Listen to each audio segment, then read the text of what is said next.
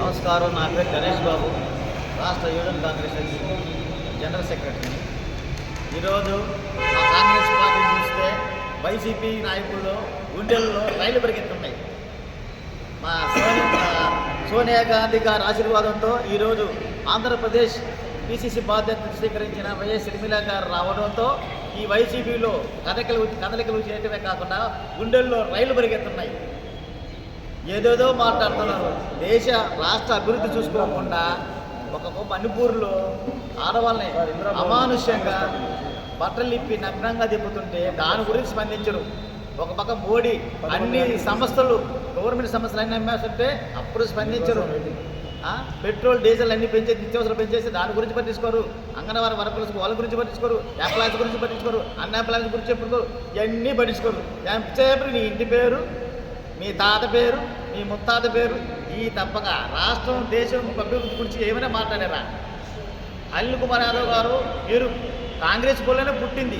మీరు కాంగ్రెస్ పాలన పుట్టి ఆ కాంగ్రెస్ పార్టీ రాజన్న బుద్ధిపిట్ట షర్మిల గారి గురించి మాట్లాడేంత లేదు. మీ నాన్నగారు కూడా వైసీపీ నుంచే కాంగ్రెస్ పార్టీ నుంచే వచ్చారు. కాబట్టి మీ నాన్న అడుగుదారుల్లో పోయి మీరు కూడా కాంగ్రెస్ పార్టీలోకి వచ్చి షర్మిల గారి మీద ఆశీర్వాదం తీసుకోండి. అంతేగాని ఆమెని విమర్శించబాకండి. మీకు రాబోయే రోజుల్లో 24లో కాంగ్రెస్ పార్టీకి ఏపీ ప్రభుత్వం ప్రజలు అధికారం చేపట్టే దిశలో ఈరోజు కాంగ్రెస్ పార్టీకి ఘన విజయం సాధించే విధంగా మెజార్టీ పరంగా ప్రజలు ఓట్లు వేసి గెలిపించే విధంగా ఉంది ఆంధ్రప్రదేశ్. కాబట్టి రాబోయే రోజుల్లో ప్రతి ఒక్క కాంగ్రెస్ నాయకులు ఒక కార్యకర్త దాకా ప్రతి ఇంటిని టచ్ చేసుకుంటూ వెళ్ళి కాంగ్రెస్ పార్టీని గెలిపించి మా షర్మిల గారిని సీఎం చేసే విధంగా మేము కష్టపడతామని పోరాడతామని తెలియజేస్తున్నాం. మరొకసారి వైసీపీ నాయకులకు కానీ ఏ పార్టీ నాయకులకైనా కానీ మా షర్మిలమ్మను కానీ విమర్శిస్తే మటుకు మేము ఎంతకైనా పోరాడతాం, ఎంతకైనా తెగిస్తామని ఈ సందర్భంగా తెలియజేస్తూ రాబోయే రోజుల్లో టీడీపీ, బీజేపీ, ఆయన పవన్ కళ్యాణ్ గారు ఉన్నారు, జనసేన, ఈ పార్టీలన్నీ మోడీ గారి దగ్గరే ఆయన పంపించిన బాణాలే. కాబట్టి వీళ్ళల్లో ఎవరికి ఓటేసినా బీజేపీకి వేసినట్టే. చూశారు కదా, నరేంద్ర మోడీ గారు ఇప్పుడు రాహుల్ గాంధీ గారి అంత నాయకుడినే గుళ్ళోకి ఎంటర్ చేయలేదు. ఏమి రాముడు చెప్పాడా పలానా మంతసులు రంపికూడదని, పలానా కులవాళ్ళు రంపికూడదని? ఇవన్నీ నరేంద్ర మోడీ గారు చేస్తున్న ఓట్ బ్యాంక్ కోసం చేస్తున్న నాటకాలు. ప్రతి ఒక్క హిందువు గమనించండి. కొంతమంది ఎంత మత పిచ్చోళ్ళు ఉన్నా కానీ మత పిచ్చి కాదు.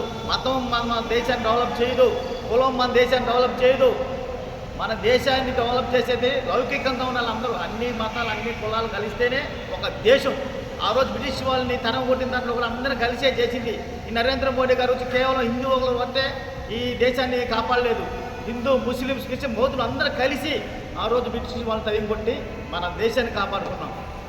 ఈ నరేంద్ర మోడీ చేసిన కళ్ళబొల్లి మాటలు, మాయ మాటలు చెప్పి ఆయన సాధువులాగా పెద్ద పెద్ద మతాధిపతులే చేయొద్దన్నారు.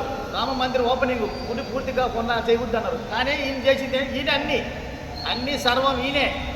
కేవలం ఆలోచించండి. హిందువుల గురించి కూడా చెప్తున్నాను. కేవలం మతం ముసుగులంటే బయటికి రాండి, దేశాభివృద్ధి గురించి కోరుకోండి. ఈరోజు అంబానీ, ఆదాని వీళ్ళందరూ ఎవరు? విజయ్ మాల్యా అన్ని బ్యాంకులు మోసం చేసి వెళ్ళిపోతే వాళ్ళు రుణమాఫీ చేసి తీసుకొస్తాడు ఈ నరేంద్ర మోడీ. ఆ పేదల గురించి పట్టించుకోడు, దేశ అభివృద్ధి పట్టించుకోడు, ఎట్లా నాశనం చేస్తున్నా దాన్ని పట్టించుకోడు. కాబట్టి ఇలాంటి మతాలను రెచ్చగొట్టి నరేంద్ర మోడీ రేపు గద్దె కాలం చూసుకుంటారు. అవన్నీ పగడ కళలో రాబోయే 24లో రాహుల్